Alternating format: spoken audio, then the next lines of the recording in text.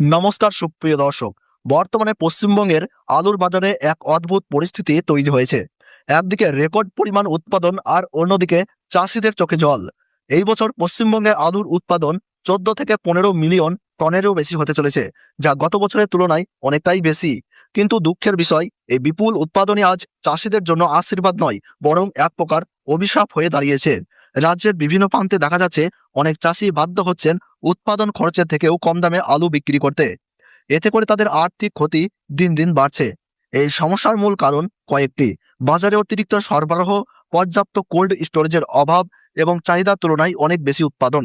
ফলে লক্ষ লক্ষ টন আলু এখনো পর্যন্ত বিক্রি না হয়ে পড়ে রয়েছে, যা চাষিদের দুশ্চিন্তা আরও বাড়িয়ে তুলেছে।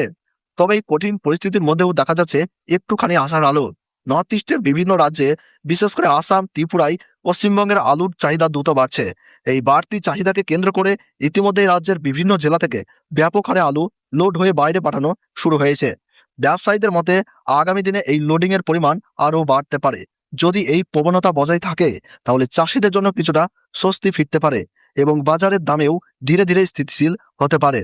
তাই এখন সবচেয়ে বড় প্রশ্ন, এই বাড়তি চাহিদা কি সত্যিই চাষিদের ক্ষতি থেকে উদ্ধার করতে পারবে, নাকি অতিরিক্ত উৎপাদনের চাপেই বাজার দর আরও কমে যাবে? এই সমস্ত প্রশ্নের উত্তর খুঁজতেই আমরা আজকের বাজার পরিস্থিতির দিকে নজর দিচ্ছি। বর্তমান পরিস্থিতিতে আলু নিয়ে চরম আর্থিক সংকটের মুখে রয়েছেন চাষি ভাইরা। তবে একই সাথে একটি ইতিবাচক দিকও রয়েছে।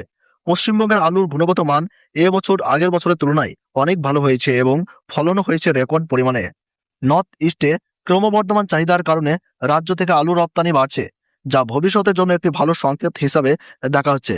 বিশেষ করে আসাম ও ত্রিপুরার উদ্দেশ্যে প্রতিদিনই বিপুল পরিমাণ আলু লোড হচ্ছে এবং আগামী দিনে এই সংখ্যা আরও বাড়বে বলে আশা করা হচ্ছে। এই পরিস্থিতিতে বলা যায়, চাষিদের জন্য এখনই পুরোপুরি স্বস্তি না এলেও পরিস্থিতি ধীরে ধীরে ঘুরে দাঁড়ানো সম্ভব তৈরি হয়েছে। এবার চলুন দেখে নেওয়া যাক উত্তরবঙ্গ থেকে দক্ষিণবঙ্গের বিভিন্ন জেলায় চাহিদা ও যোগানের ভিত্তিতে আজ আলুর বস্তাপ্রতি বাজার দর কোথায় দাঁড়িয়ে রয়েছে।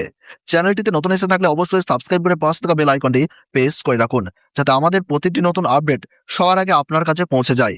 এছাড়া আপনি কোন জেলার আলুর বাজার দর সম্পর্কে বিস্তারিত জানতে চান, তা কমেন্ট বক্সে লিখে জানাতে ভুলবেন না। পশ্চিম মেদিনীপুর জেলার চন্দ্রকোনায় জ্যোতি আলুর দাম রয়েছে 120 টাকা থেকে 140 টাকা প্রতি 50 কেজি মাঠেই চাষি ভাইদের জন্য। রেডি আলুর দাম চলছে 190 টাকা। চাঁপাডাঙ্গায় জ্যোতি আলুর দাম রয়েছে 150 টাকা এবং পয়েন্ট লোড লক্ষ্য করা যাচ্ছে 200 টাকা থেকে 210 টাকা। বাঁকুড়ার সোনামুখীতে জ্যোতি আলুর দাম রয়েছে 140 টাকা প্রতি 50 কেজি মাঠেই চাষি ভাইদের জন্য এবং সুপার কোয়ালিটির রেডি আলুর দাম রয়েছে 180 টাকা।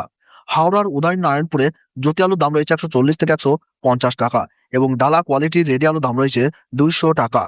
আটপাড়ায় জ্যোতি আলুর দাম রয়েছে 125 টাকা এবং রেডি আলুর দাম রয়েছে 190 টাকা। হুগলির তারকেশ্বরে জ্যোতি আলুর দাম রয়েছে 130 টাকা এবং পয়েন্ট লোডের দাম রয়েছে 200 টাকা। পশ্চিম মেদিনীপুরের আমলাগড়ায় জ্যোতি আলুর দাম রয়েছে 140 টাকা এবং রেডি আলুর দাম রয়েছে 190 টাকা। কেশপুর ইউনিটে জ্যোতি আলুর দাম রয়েছে 130 টাকা এবং রেডি আলুর দাম রয়েছে 180 টাকা। বর্তমানে মেমারিতে জ্যোতি আলুর দাম রয়েছে 140 টাকা এবং রেডি আলুর দাম রয়েছে 200 টাকা। সিমলাপালে জ্যোতি আলুর দাম রয়েছে 140 টাকা এবং 150 টাকা আর রেডি আলুর দাম রয়েছে 180 টাকা। দুর্গাপুর সংলগ্ন বড়মানায় জ্যোতি আলুর দাম রয়েছে 140 টাকা এবং রেডি আলুর দাম রয়েছে 180 টাকা। মুর্শিদাবাদের ডাকবাংলোতে জ্যোতি আলুর দাম রয়েছে 130 টাকা এবং রেডি আলুর দাম রয়েছে 190 টাকা। উত্তরবঙ্গে ধূপগুড়িতে জ্যোতি আলুর দাম রয়েছে 150 থেকে 160 টাকা এবং রেডি আলুর দাম রয়েছে 200 টাকা থেকে 210 টাকা। মাথাভাঙায় জ্যোতি আলুর দাম রয়েছে 160 টাকা এবং রেডি আলুর দাম রয়েছে 210 টাকা। কোচবিহারে লাল অরেঞ্জ আলুর দাম রয়েছে 250 টাকা থেকে 260 টাকা এবং রেডি আলুর দাম রয়েছে 300 টাকা। আজও রাতের দিকে প্রায় সব জায়গায় বৃষ্টির সম্ভাবনা রয়েছে।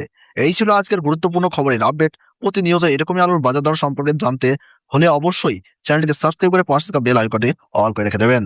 ধন্যবাদ।